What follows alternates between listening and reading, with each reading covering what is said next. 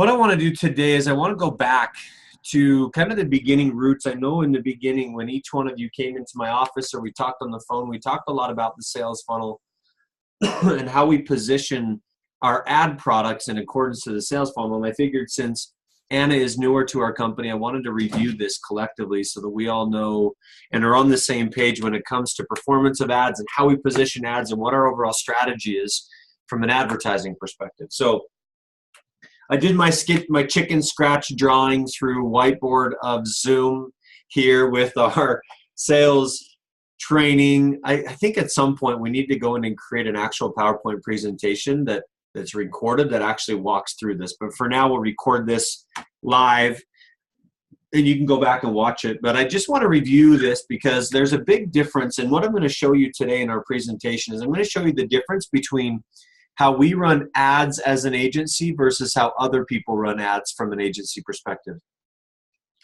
One thing that I've learned, I had a conversation probably 6 months ago with a potential employee that was going to come work for us. He had the chance of working with some other agencies. And as we walked through this sales funnel cycle and the process of the customer journey, he mentioned to me something that I've used as a tagline ever since. He said, you know, what's interesting, Ryan, about what you guys do is he said, you guys understand the sales process when it comes to the customer journey. Most agencies market on Facebook and you guys sell on Facebook. And I believe that selling on Facebook is the key, most critical component to the success of our company and the success of the clients that we work with. And as a result, today we're going to dive into that. Now, let me give you some more backstory, and many of you heard me tell you this backstory. I'm a big believer that we as consumers are not that much different from each other. And as a result, if we can help business owners share a message with their customers in a way that meets what I call the five subconscious and conscious behaviors of buying, then we as an organization of people and the companies that we represent will gain more and more success for the businesses that they're trying to run. Now, I've often drawn this, and I just kind of have this epiphany. I've often drawn this kind of as an equal base, but I want to change it because I think that from a timing perspective, there's different aspects, and I think if you were to say on this X or this Y vertical that this is time, the vertical aspect is time, I believe that each of these five elements demand a certain level of time and communication with our clientele base in order to get to the conversion aspect. So step number one, you're welcome to chime in. What would you say, or what do you think is the most important step when it comes to understanding the sales funnel cycle or the customer journey for a client? I can start. Go ahead. So the biggest thing that companies struggle with, it's not the products they sell, it's not the services, it's not the employees, it's obscurity. And so my understanding is that it's awareness that we are wanting to just get in front of people and just make them aware of who we are. They don't know anything about us. We just have to make them aware of who we are. That's exactly right. That's exactly right. I'm a big believer that people won't do business with you unless they know, like, and trust you. I mean, it's a saying that everybody says in business, but is that true? One thing that's interesting about the digital marketing space in general, and I've understood and I've learned and I've trained myself and I've educated myself for the last 7 years in digital marketing, in all aspects of digital marketing. I know that's not a long time period for some because there's many that have been in it 15 years, but I like to talk or listen to some of these people that have been in it for 15 years. And the reality is the paradigm is changing significantly. What does that mean? And we've heard this terminology, but 10 years ago, the number one key to a successful campaign in a digital platform was all about converting what I would call cold traffic, or people that know nothing about you, because the trust factor online was a lot different than it is today. Meaning if they saw a product, because they were used to the traditional programming metrics of benefit-based selling versus benefit and solution-based selling versus storytell selling, many people it was easier in 10 years ago and even 7 years ago to convert cold traffic through a sales funnel cycle, whereas in today's environment, the sales cycle is a lot longer because we live in the information era where people will do their research before they purchase. So a long time ago,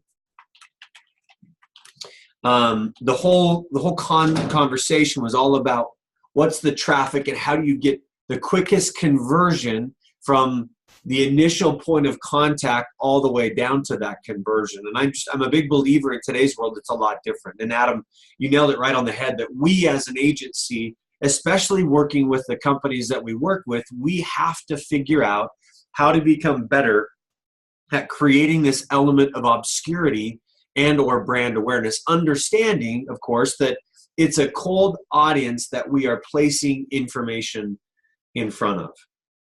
Now, that being said, what are the types of ad products from a Facebook advertising perspective that we've discussed and or we should leverage in order to capture maximum brand awareness first and foremost? What are your thoughts? I'm going to say boosted post.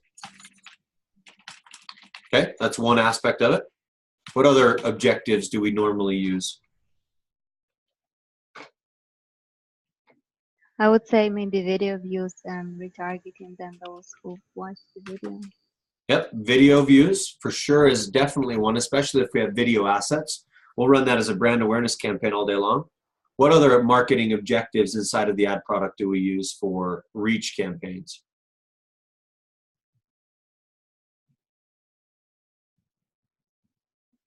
I'm going to say engagements. So Or is it?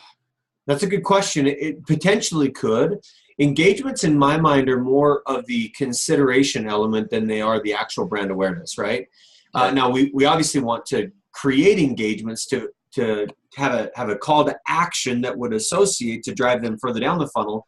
But I think especially when it comes to ad dollars being spent, an engagement campaign doesn't yield as much brand exposure from a reach and an impression perspective as, say, for instance, just a brand awareness campaign, right? Mm-hmm. So if we look at, I'm going to do a quick little news share here. If we look at the actual ad product, let me go over here. Let me share. So if we're looking at, for instance, if we're looking at an ad campaign,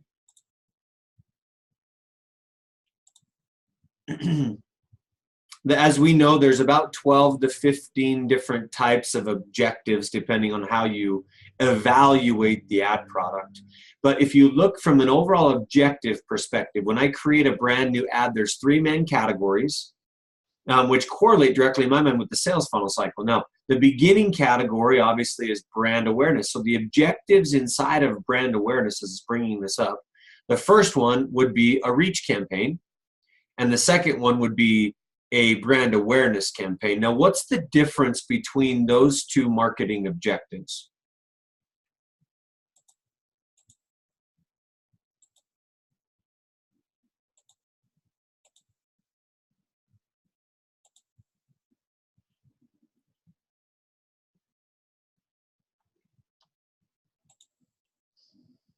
What's the difference between a reach campaign and a brand awareness campaign objective? Why do they have 2 specific elements of that campaign inside of Facebook's advertising?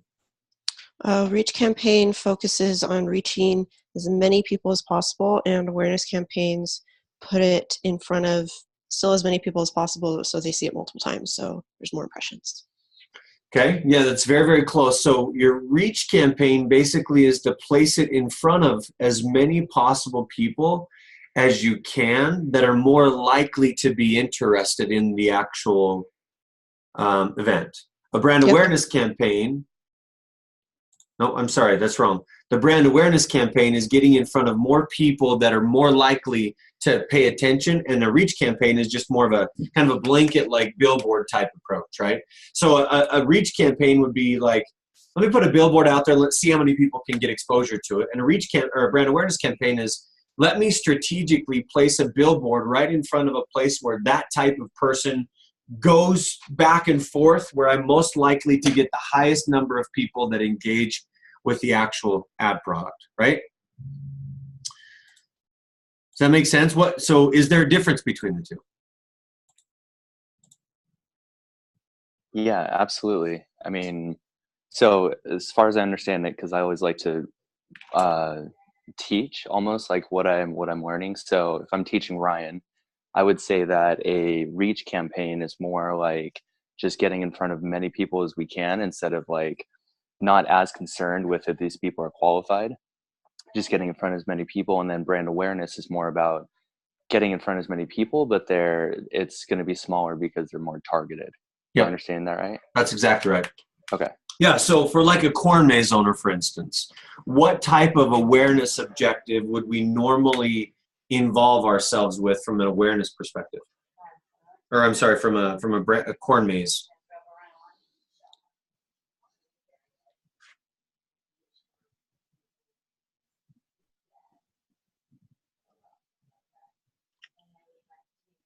What would be your guess? And no guess is incorrect, but what would be your guess?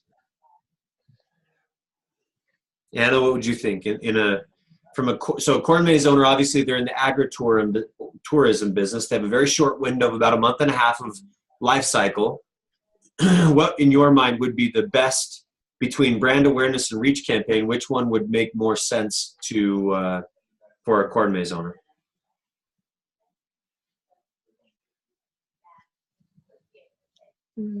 I don't really know. Sorry. Like, didn't fully understand what is the business about. Yeah, I'm not familiar enough with corn mazes and the project generally to be able to answer that question. My guess is that it's a brand awareness, because we know who we're targeting, we know what the issues are, and we want to be able to get in front of those people, as many corn mazes as we can. Yep, that's right. So yeah, so that would be my best perspective as well.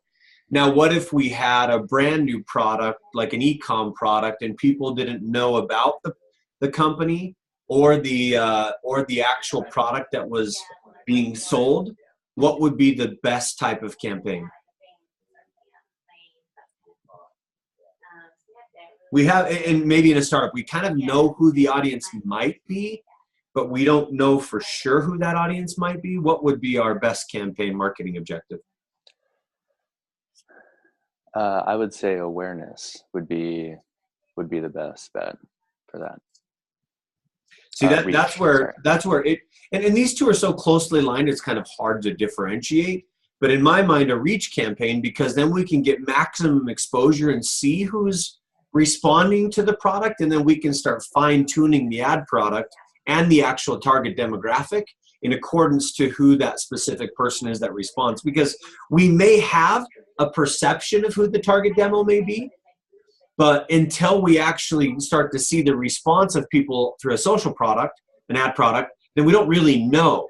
So it might even be an early phase onset of reach campaign to get maximum exposure, and then maybe even a secondary ad set a month later or even 14 days later that takes and continues that brand awareness campaign, but inside of a brand awareness objective, because now we have a better understanding of who's responding to the ad product. Does that make sense?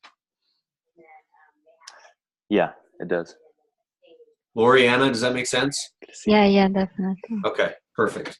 Okay, so we have, we're creating some brand awareness. What type of content should we potentially share when we're trying to build some initial brand awareness for a company, for someone we're trying to get in touch with?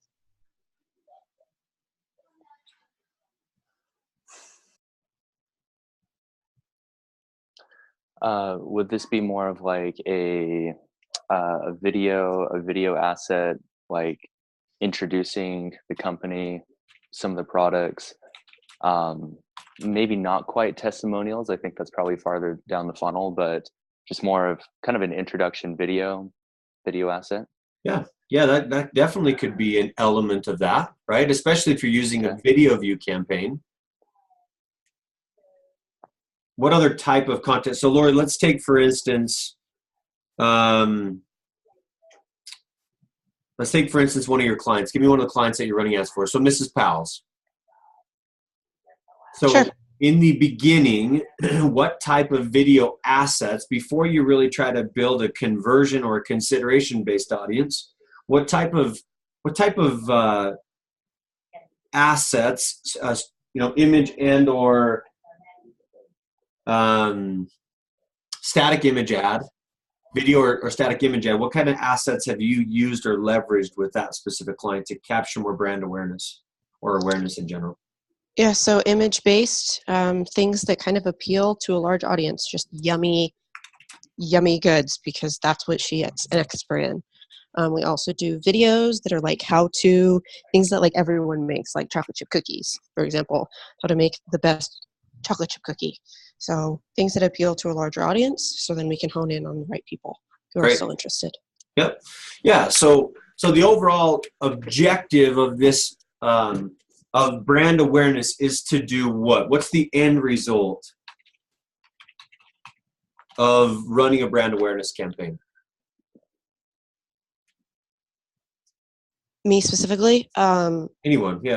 Anyone. Like, what's the overall objective? If we put dollars behind an awareness campaign, what's the strategy or objective? So if we're running a boosted post campaign or a video views or brand awareness or reach campaign, what's the overall end result or the end objective or goal that we want to accomplish?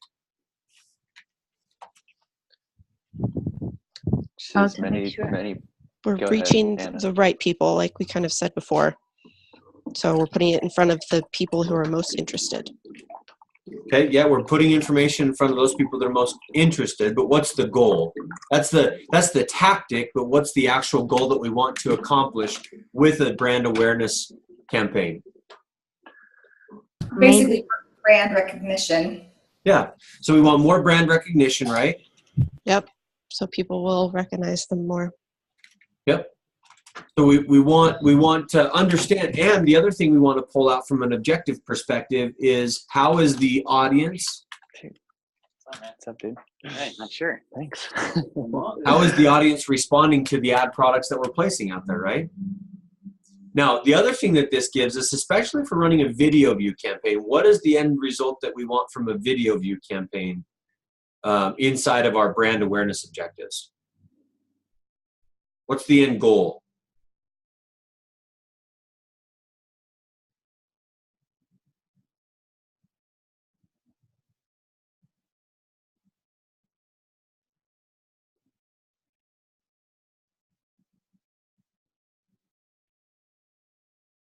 What's the result that we want? If we're running a video view campaign, what's the result that we want to pull from this specific campaign? Increased video views. Okay. If we're more specific, if we have a specific goal with clients, then there would be a number associated with that. So what does a video view do for us in terms of the sales funnel? Well, I would guess that the next time we approach these people with an offer, they still remember us. Mm-hmm. Yeah, yep. So we're getting more brand recognition. We're beginning building that relationship of trust, right? Now, if we're running video view objectives, and really the whole idea is what? We have cold traffic as a brand awareness campaign. If we're trying to drive them down to revenue, then what's the ultimate goal that we're trying to accomplish? We're trying to move these target avatar further down the sales funnel, right? We're trying to move this person a little bit further down. And so if you're running a video view campaign, then their ultimate objective is to build an audience, right? Really, any aspect of this is to build an audience so that we can begin remarketing and retargeting to those people specifically that are coming to us. Now, when it comes to the sales process, so or the call that... Sorry, I have a question about this. Please, go ahead. Step. I've recently read an article that that said that because people are exposed to so much information right now, they might not remember your ad like after 24 or 48 hours maximum after they've seen it. Yep. Like, is it true, or like what's your experience about it? It's exactly right. You know, there's an interesting psychological dynamic that's happening, and I almost call it an epidemic in some cases, but a psychological dynamic called banner blindness. And Yeah. when we have experiences, or when customers or viewers online see content, a majority of the time they become disconnected to that content unless the actual ad is created in a way that captures and disrupts and creates obscurity in their mind, right? If it's just a normal, if it's an ad product that looks similar to all the rest of the ad products, you'll never capture exposure from that specific person. So you're exactly right. So what we have to do is we have to get good at creating ad content that's catchy, that's capturing attention. And that's why, you know, with Mrs. Powell's, one of the reasons why we're having so much success from a brand awareness campaign and even leading to conversion is the sheer fact that when you're showing a fresh baked thing of cinnamon rolls that are coming out of the oven, people love that concept, right? They love that. They love that engagement. They want to be a part of that. Whereas if it was just a picture of cinnamon rolls, like we've seen 1,000 times on all sorts of different ad products, then we won't necessarily capture their attention in association with that. Now recognize this whole game in the sales funnel cycle and customer journey is all about capturing the attention of consumers, right? It's about building an element of attention into our ad product so that when it comes to generating revenue, we've been able to move them down the sales funnel cycle or the customer journey in a way to get them to take an action to buy a product or a service from a company. Does that make sense?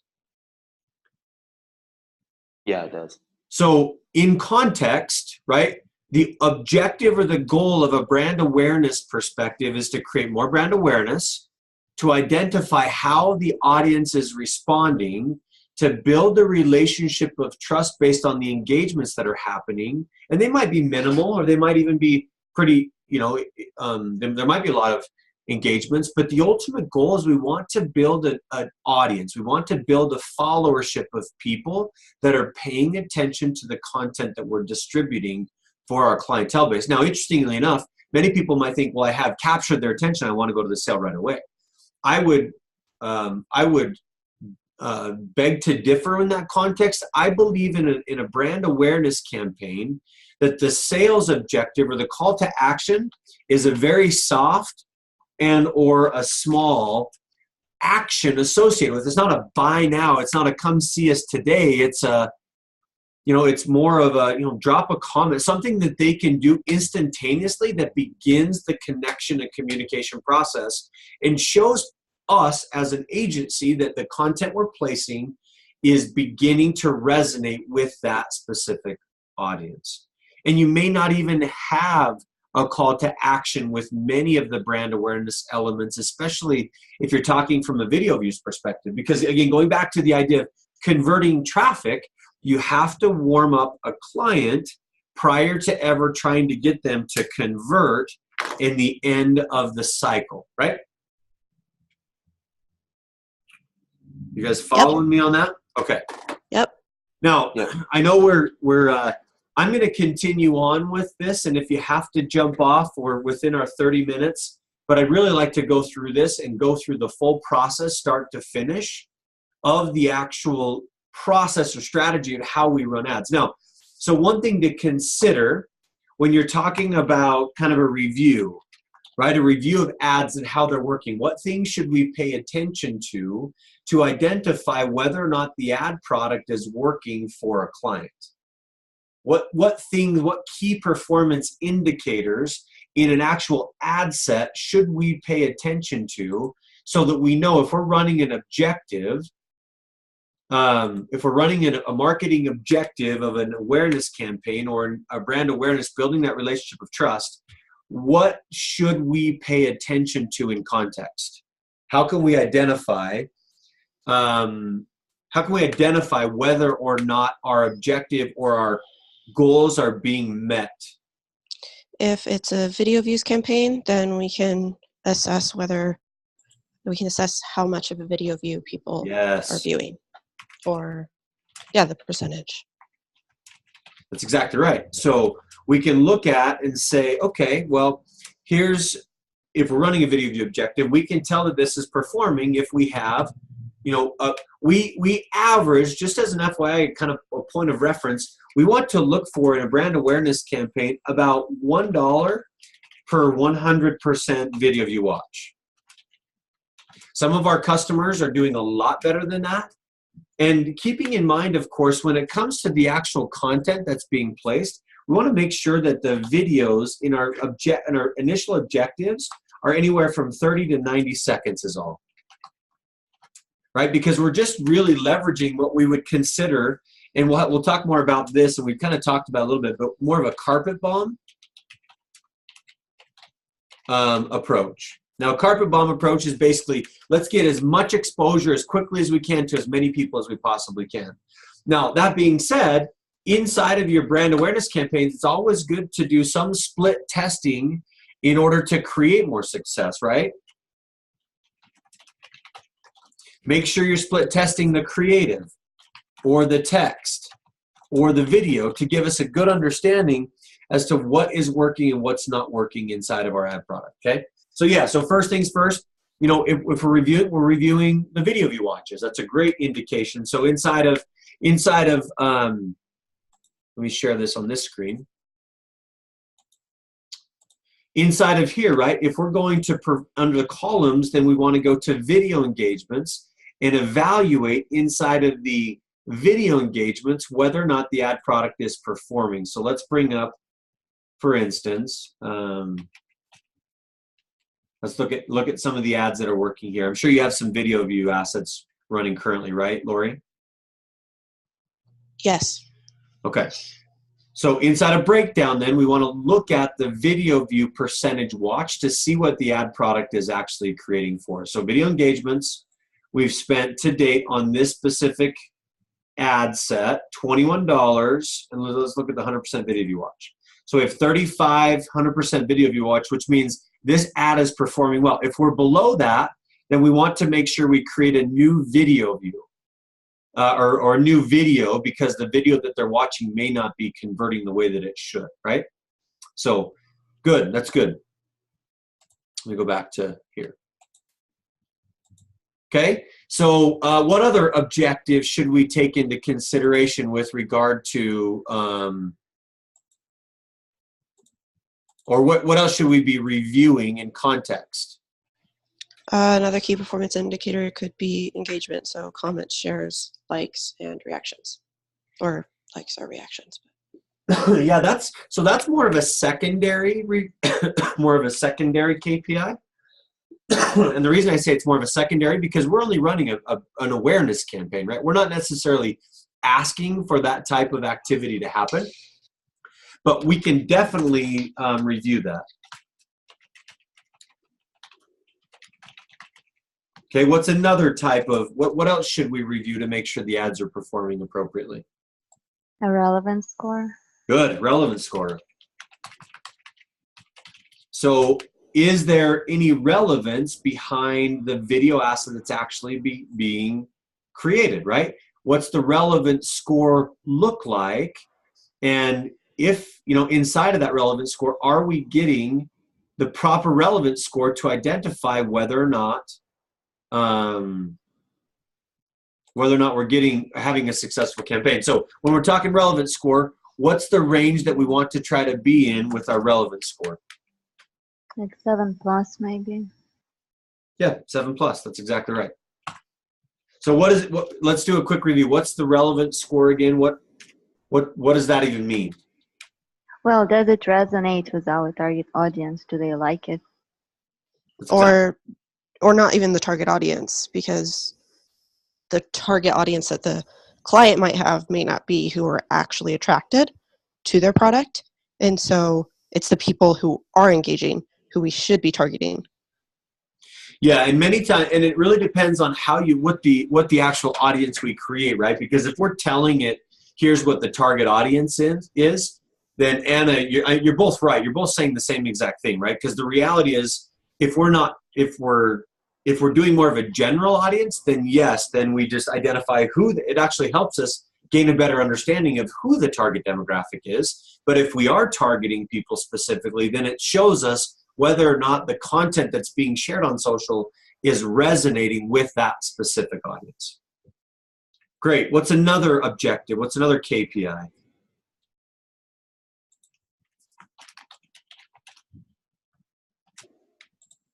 Key performance indicator. What else should we pay attention to?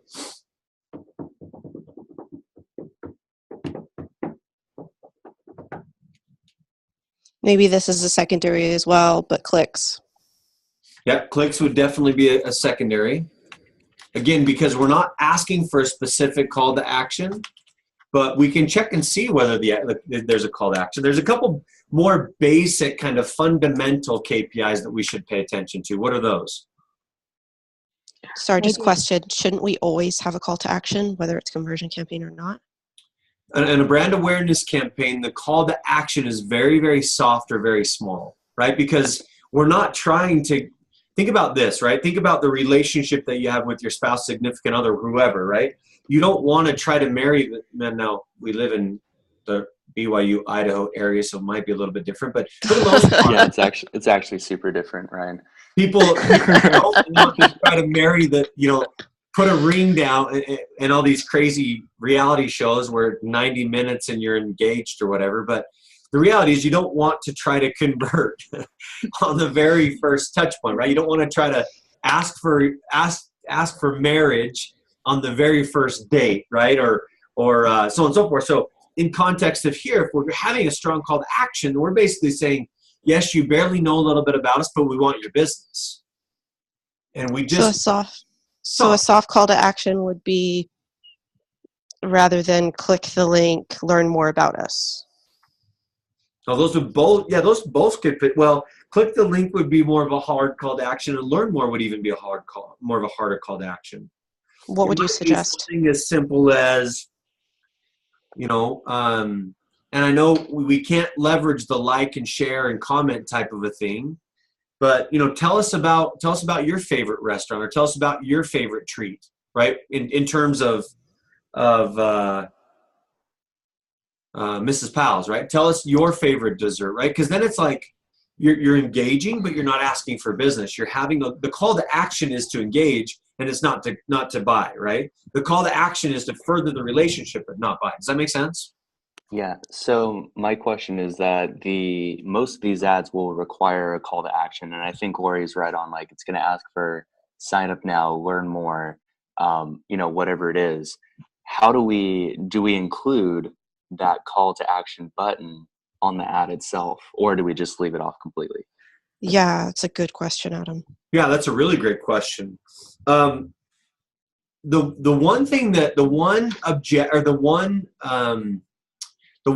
I always suggest in a soft call to action would be send us a message, right? Because it is in terms of learning more, but at the same time, like, it's not saying, do business with us or learn more about us. It's like, hey, if you have any questions, just send us a quick message. It's non-intrusive, and they're seeing from an actual, the button that you establish, they're seeing that, you know what? Yeah, I'd like to learn some more, and I have a question for you. So give them the opportunity, if they want to, in a very soft call to action, to reach out and say, yes, I want some more information, without saying, send us a message if you want more information, right? It's common practice that we know by leveraging or by using, because Facebook's been out forever, if we want more information, we want to give them the opportunity to take that action, but we're not begging them for the action. Does that make sense? Mm-hmm. Yeah. So I would place in there, send a message as the button. Or if it doesn't make sense to put a send message, then just, again, the overall objective is what? To build the relationship further. So if you're putting a learn more button on there, then that's kind of like you're kind of begging for them to take an action. Whereas if you're playing this from a value build perspective, you're not necessarily asking for that specific action. You'll get more of that action than if you don't ask for the action. Does that make sense? This would be something that would be good to test in dynamic creative for Yeah. an awareness campaign Yep. because it would tell us if a harder call to action were effective or if a softer one or if absolutely no call to action button was best. So Yeah, and think of this in terms, guys, if you paid much attention to ads online, right, on Facebook, have you noticed the ad products that have the most engagement are typically those ads that aren't associated with a strong call to action initially? As a matter of fact, you may not even see the ads that are call to action because they're more or less, and more often than not, a conversion-based objective remarketing play that ends up building strength in the relationship after they've engaged. Chelsea, you're on the call, right? Chelsea had to jump off. Oh, okay. She's Never come mind back. then. So I've got a question. I've got my own opinion on this, but I want to get yours. Okay. So on the split test, do you split test one thing at a time, or do you split test multiple pieces at a time? Creative, So- text. Yeah, so great question. Many times, at least from some of the top ad experts, a vast majority of the people will keep the campaign itself the same. And in order to optimize split testing, they'll change elements potentially of the ad set, but most often they change a vast majority of the content in the actual ad product. Right? So if you look at, let me do the share back here again. So if you look at this specific you look at this, all right? So you have campaign level. So most people will leverage the same overall objective to see how the actual ad is running in accordance with that objective. And then they'll mix it up inside of the ad set to split test some of the ad set. Now, at the ad set level, what do we split test? What can we split test at the ad level? What are the things that we change inside of the ad level? Audiences. So did you say ad set or the ad? Ad set level. Yeah, the audience. Yep. Like- Audience. What else can we change? Budget. Budget. Yep. What else can we change? Placements. Placements. Yep. What else?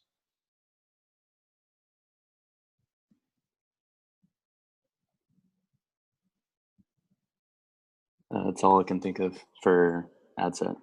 Yeah. Optimization. So the optimization. That's exactly right. So inside. So those would be the things, right? You can test this. You can split test the audiences. And again, we've reviewed this, and I have a training specifically about audience overlap because you don't want to split test the same audience. Well, you don't want to split test the same audience in terms of an overlap, meaning if I select an Idaho Falls demographic with a 60-mile radius and a Rexburg demographic with a split test, and they're both a 60-mile radius, then the overlap is too much. The ads won't perform at a high level, right? When you're split testing audiences, you want to have, as much as you possibly can, you want to have a mutually exclusive audience to split test.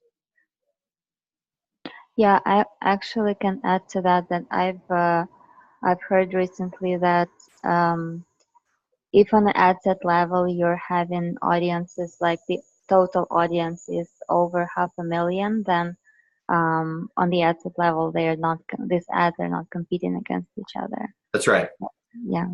Yeah, so, and obviously in some of the areas that we play with our ad product, we don't have 1 million or 2 million or 3 million people, but we have to be careful. And that's why in a smaller local market, I'm a big believer that in a smaller local market, that when you're split testing audiences, you really want to have more of a lookalike audience split tested against it versus a created ad set or a created audience split tested against it, right? So, because you don't want that audience overlap again, or your ad dollars aren't going to go as far.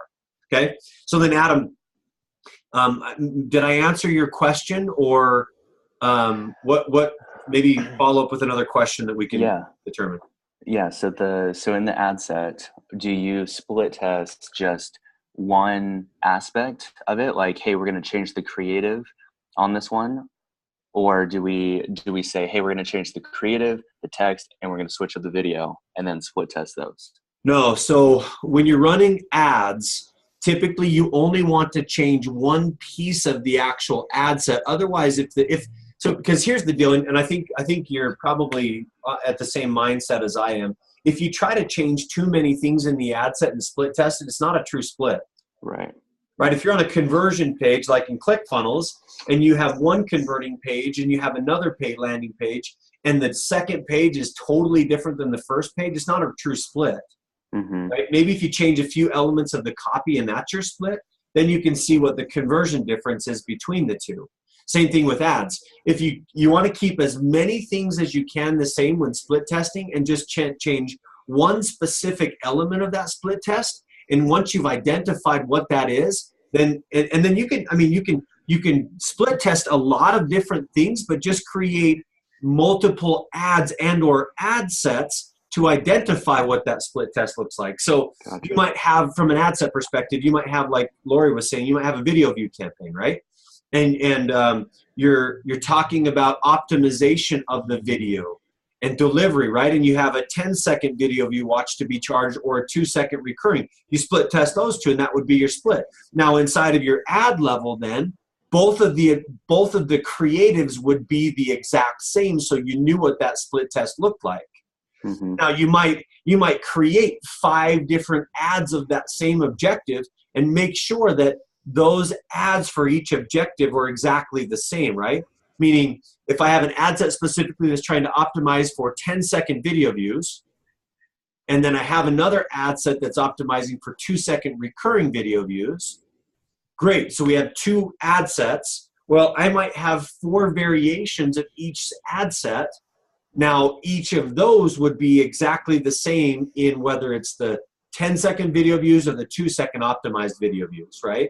So you'll have maybe 4 or 5 or 6 or however many you want to place there, whatever you want to split test, and then you allocate those appropriately. Now, the key is, the tricky part about replicating and split testing is, if you have a smaller ad budget, you normally can't optimize quick enough inside of the ad budget in order to test whether or not the conversions are happening appropriately.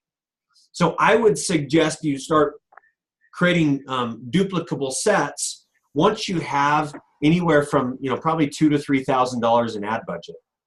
If you have a $500 ad campaign, you're most likely going to create a problem if you're split testing all of it, because you're not allocating enough of a budget on any individual isolated ad to really see a result from that ad product. Right. Gotcha. Are you doing, when you're talking about audiences, are you doing for the brand awareness? Are we talking about, are you doing layered audiences at this level? Or is this, we're choosing an audience and going for it?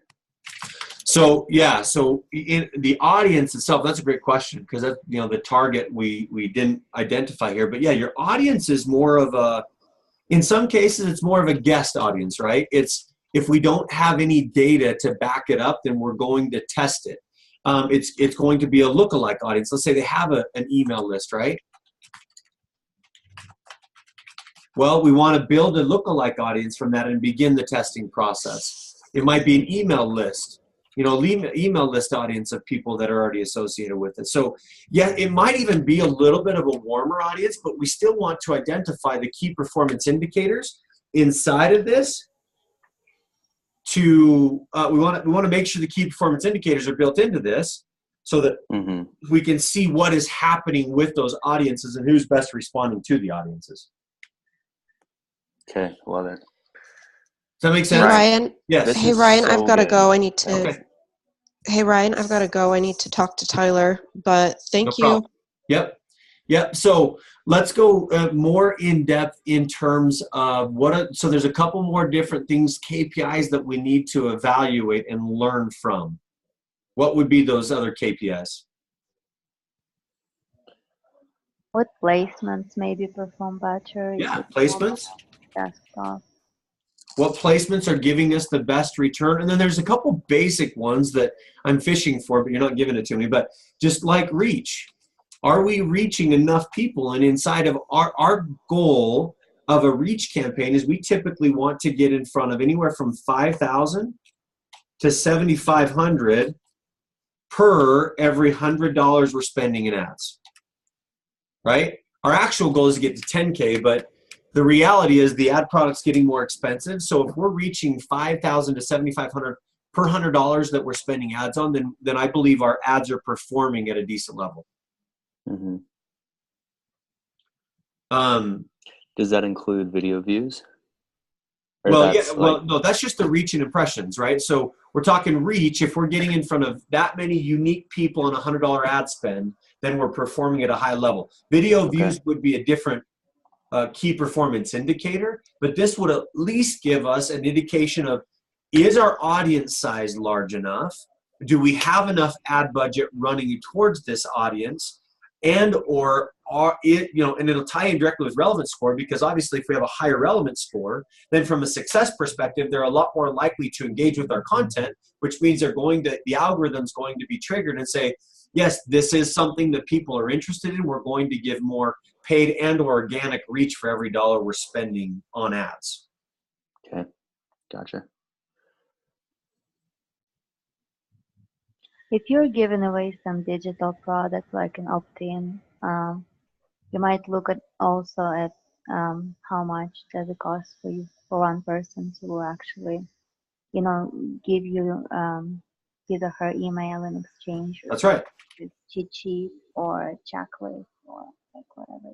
Yeah, your cost per acquisition, you want to identify what that is. Now, most of the times in a brand awareness perspective, I probably wouldn't suggest running traffic to a lead magnet, because we really want to just begin the process of getting to know people. Mm-hmm. Right? And you know what's funny about this, Adam, and this is where there's just a different school of thought. When I first started following Russell Brunson for many years, he was always talking, and he still talks about converting cold traffic. But if you look at his strategies, a vast majority of his conversion come in the remarketing and retargeting tactics. Oh, yeah, for sure. I would say 80 to 90% of his revenue is generated in remarketing and retargeting, but yet he still talks about how he's converting cold traffic. And it's a difference of paradigm of, okay, what's working? Because if you listen to like Frank Kern, for instance, he's cracking down heavy right now on building that audience first and building a lookalike audience and leveraging that to run conversion traffic against. Mm-hmm. Yeah, it's very different from what everybody else is doing. This is awesome. Yeah. And you'll see, quite honestly, that those people, even in the 2 Comma Club, most times, if you follow their content, they began and built an audience first, like Dan Henry, right? Built a huge audience first in this Facebook advertising world, and then he converted on the back end. It wasn't the initial awareness campaign that created the conversion. It was all of his remarketing and retargeting tactics, because he continued building that rapport with people, entrepreneurs that were looking to run ads. And as a result, he sold his products to those people through those remarketing and retargeting tactics. Mm-hmm. But yet, many times when he's teaching, he talks about converting cold traffic, because it's the buzz phraseology. And that's where there's a difference in selling online versus marketing online. Mm-hmm. Right? I believe because of the subconscious behaviors that we all go through, that selling online is a lot different than marketing online, and we can create higher levels of conversion at a lower cost per acquisition if we can build a sales mindset behind our ad product. Right. Cool. Any more questions? And I know we just spent an hour on the brand awareness campaign. I love this stuff. I mean, I'm totally infatuated with this whole concept of taking high converting funnels and getting them to convert at a high level. But we have to build this exposure. So that's brand awareness campaign. Any other questions specifically about a brand awareness campaign? Anna, does this help you gain a better understanding of how we approach? Yeah, definitely. Okay. Yeah, one thing that I was liking is I wanted to know the clients that I will be working with, like on each level they are, on which level they are, so I can kind of start building ads in relation to like where they are in terms of their customer journey.